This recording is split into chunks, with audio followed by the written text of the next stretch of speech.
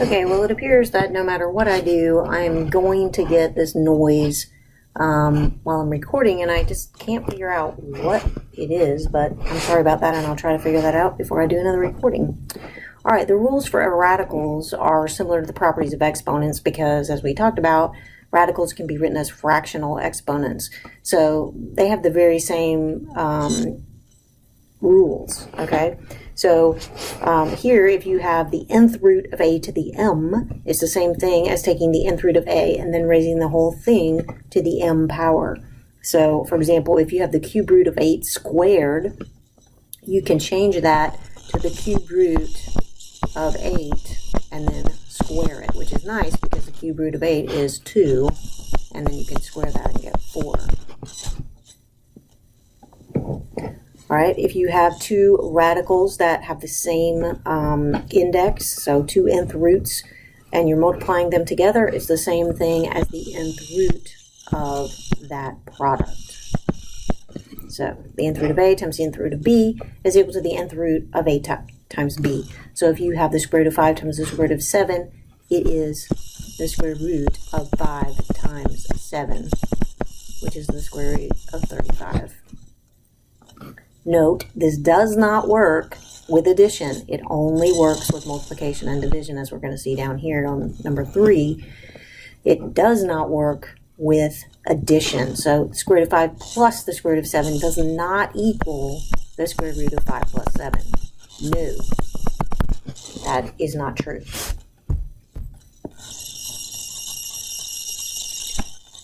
Okay?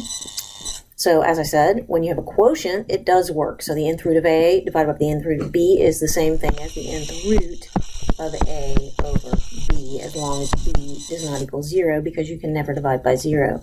So if you have the fourth root of 27 divided by the fourth root of 29, it's the same thing as the fourth root of 27 over 29. If you have the mth root of the nth root of a, you can multiply those indices and just have the mnth root of a. So if you take the cube root of the square root of 10, that is the same thing as just taking the 3 times 2th root of 10, which is the 6th root of 10. You can multiply those indices.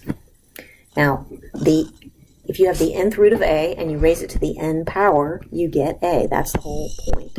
It's just you multiply it by itself n times, you get that number. That's what an nth root is. So the square root of 3 squared is 3. You're just kind of undoing the root. All right, if you have the nth root of a to the n, and n is an even number, then you're always going to get the absolute value of a. And the reason is because when you raise a number to an even power, you get a positive number.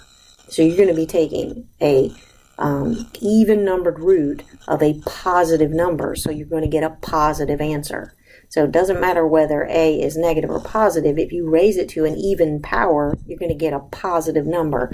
And then when you take the root of it, you're still going to have a positive number. So when you take the nth root of a to the n, when n is even, like 2, 4, 6, 8, you're going to get the absolute value of a. So you can see that in the example really easily, because when you have the square root of negative 12 quantity squared, that means the square root of positive 144, because the negative sign is inside the parentheses and the square is outside the parentheses. So that's negative 12 times negative 12, which is positive 144, and the square root of positive 144 is 12.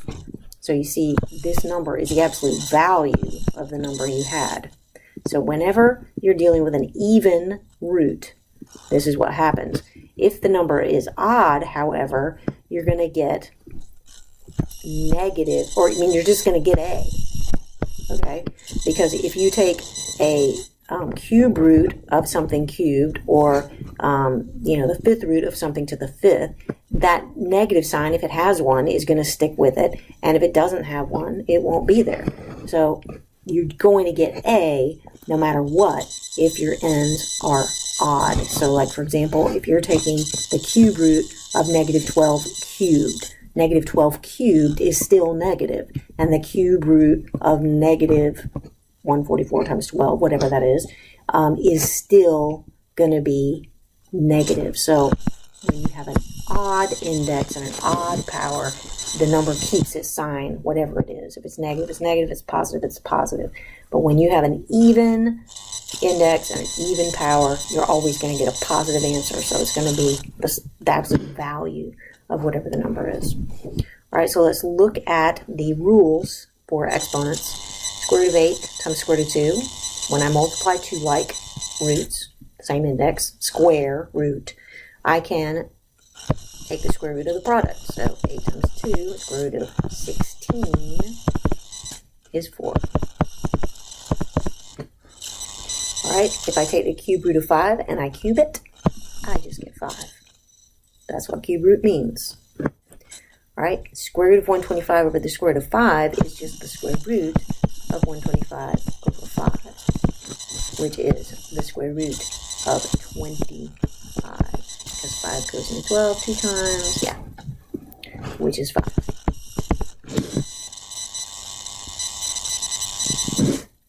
The cube root of 125 squared is going to be the same thing as the cube root of 125, and then you can square it. So you can put that 2 outside, and that way cube root of 125 is 5, because 5 times 5 times 5 is 125, so that's 5 squared, which is 25.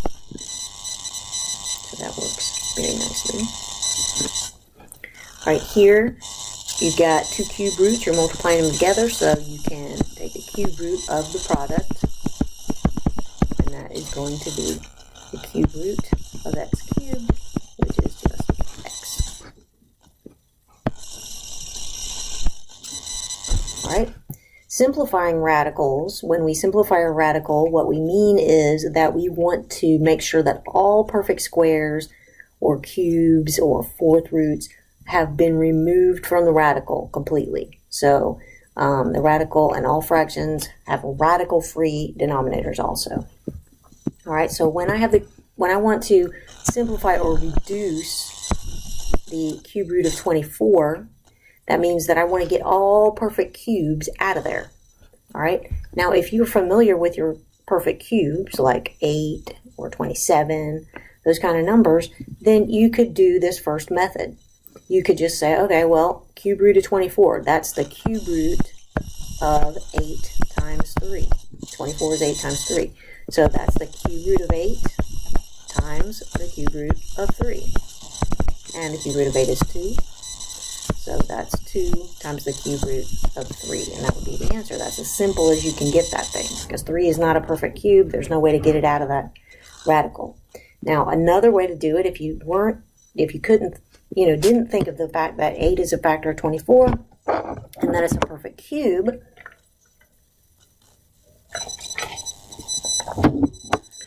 then what you could do is you could break 24 down into its prime factorization and see what you can get.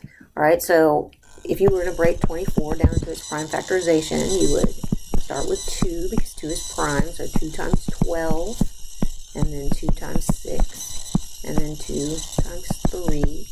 So the cube root of 24 is the same thing as the cube root of 2 times 2 times 2 times 3, because that's what 24 is. All right, so now I've got a product under there, all these factors. I can break it up into little cube roots.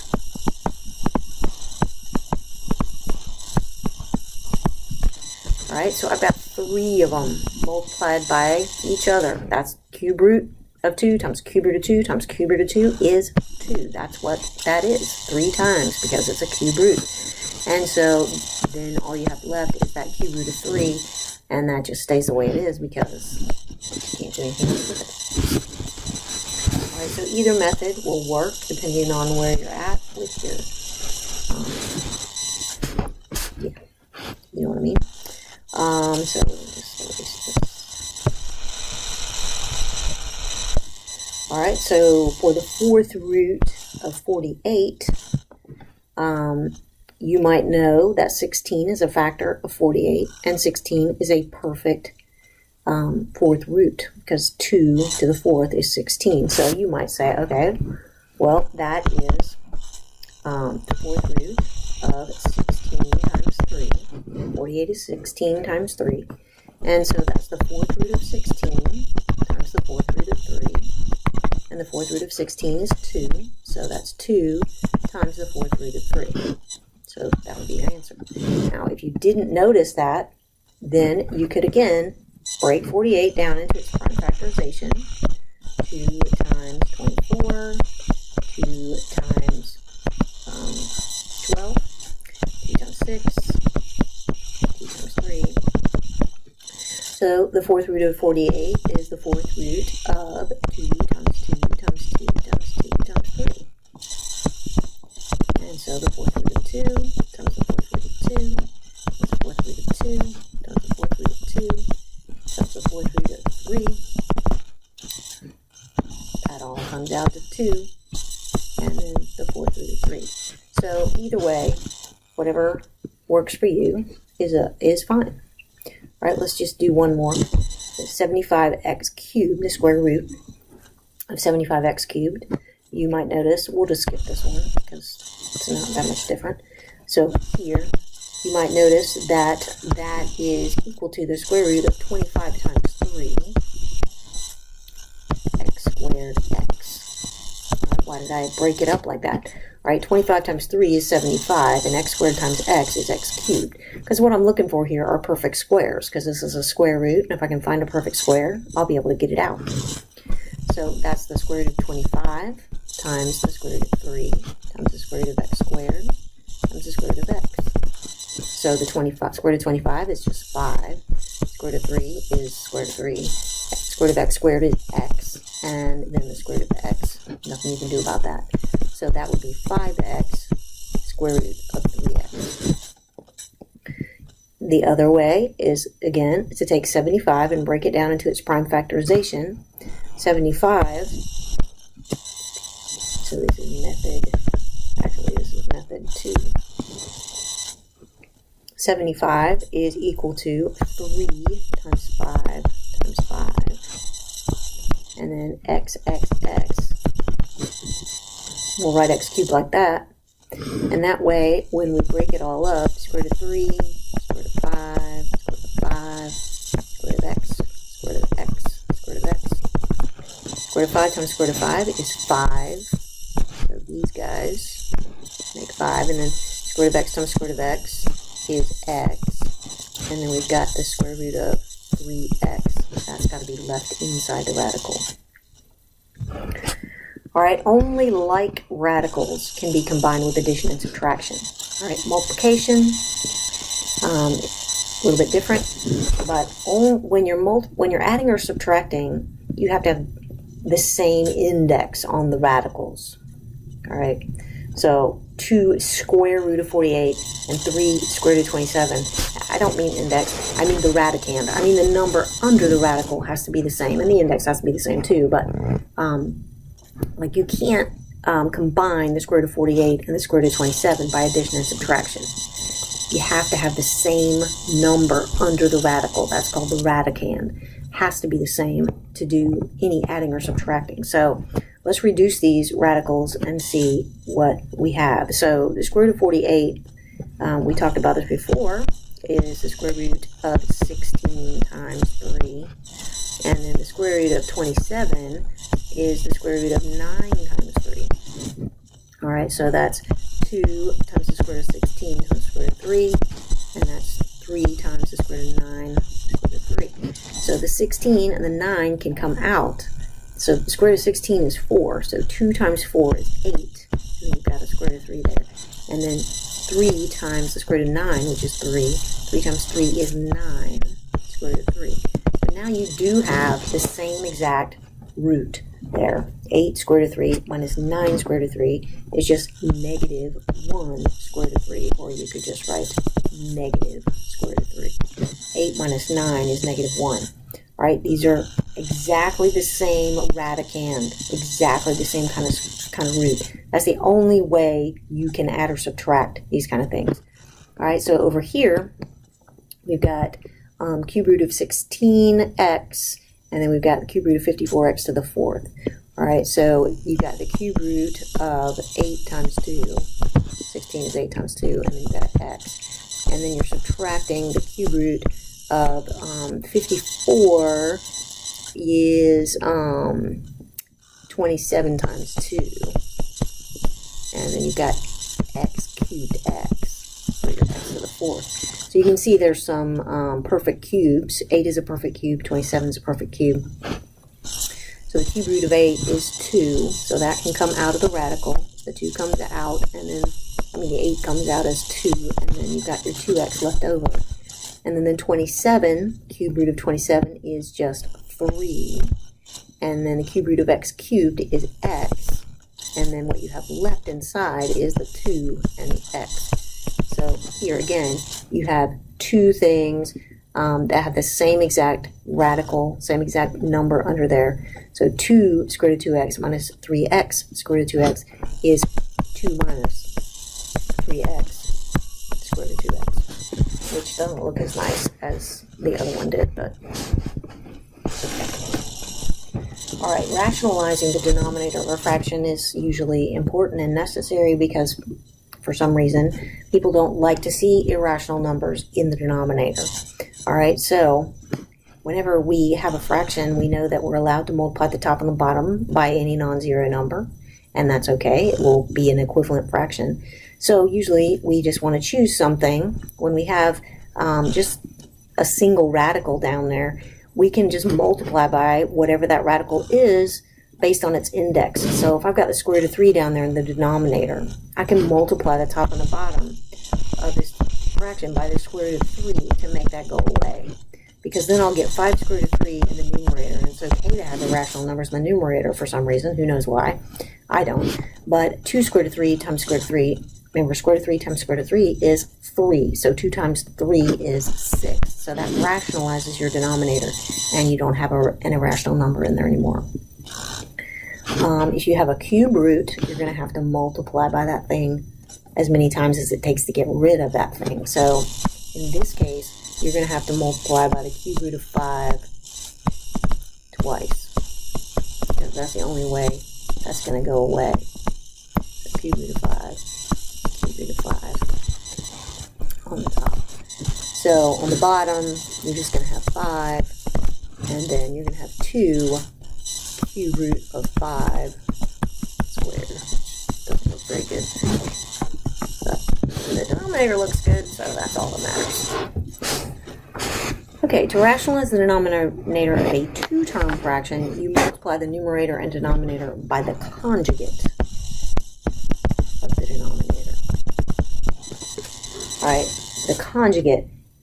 A plus b and a minus b are called conjugates. Keep writing that word. Conjugates are not opposites. Okay, they're when you have a binomial, that's two terms, and the middle sign is opposite. Those are called conjugates. So the opposite of a plus b would be negative a minus b. So these are not opposites. Only the middle sign has changed. And this is important because the product of conjugates is always a difference of squares.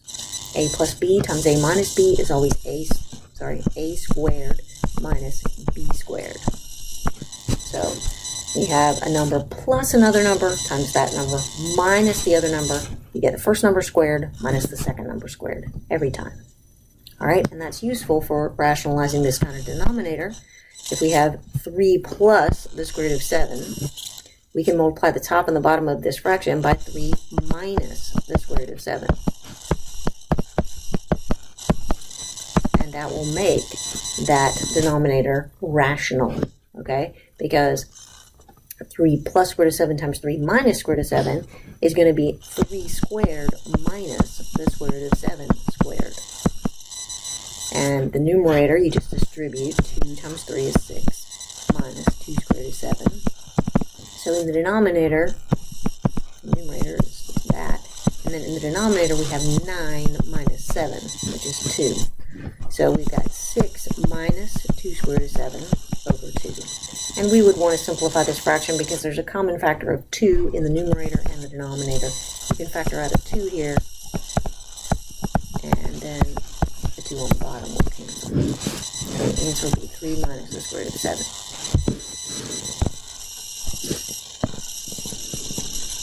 Alright, fractional or rational exponents. Alright, when you have a fractional exponent, it's just talking about a root. Okay, so I'm trying to get this to be the right size. Alright, a to the 1 over n just means the nth root of a. So fractional exponents tell you some kind of root. Alright, when you have a fractional exponent, the bottom number of that exponent, the denominator, tells you what root you're taking, and then the top number of that, the numerator of that fraction tells you what power you're taking of that number a. Alright, so a to the m over n is equal to the nth root of a to the m. Alright, so if you have something in radical form, you can change it to exponential form. So the square root of 3, remember, there's a little 2 here, even though it's invisible. When you have a square root, it means there's a 2. That's the index on that radical. So that is 3 to the 1/2 power. The power on 3 is just 1, and then the root is 2. Alright, so here I've got the square root of 3xy to the 5th.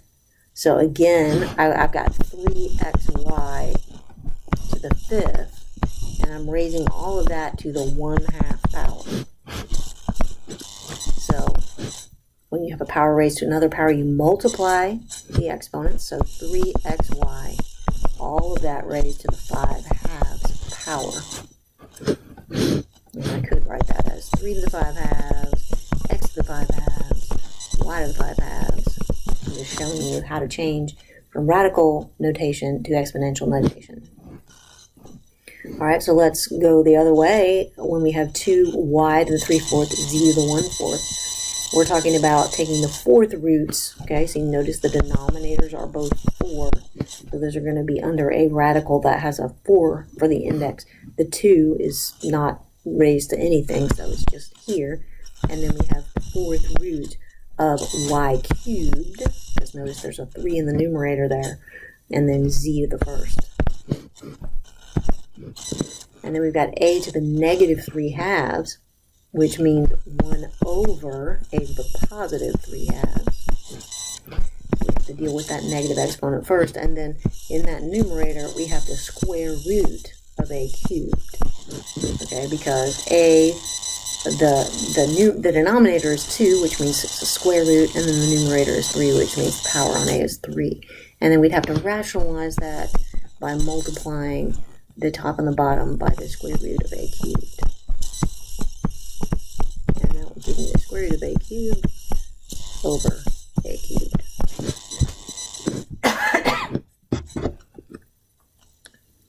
Alright, so here we've got just a bunch of things we can simplify that have rational exponents. So here I've got negative 32 to the negative 4/5 power. So that's 1 over negative 32 to the positive 4/5 power. So I've got 1 over the 5th root of negative 32 to the 4th. That's really ugly. And I don't feel like rationalizing that, but, you know, I wouldn't make you do it either. I don't think. And then over here, we've got all this stuff multiplied together. So we've got negative, we can rearrange it, negative 5 times 3 times x to the 5/3 times x to the negative 3/4. So we can use our rules here. Negative 5 times 3 is negative 15, and then we've got like bases, so we can add the exponents. So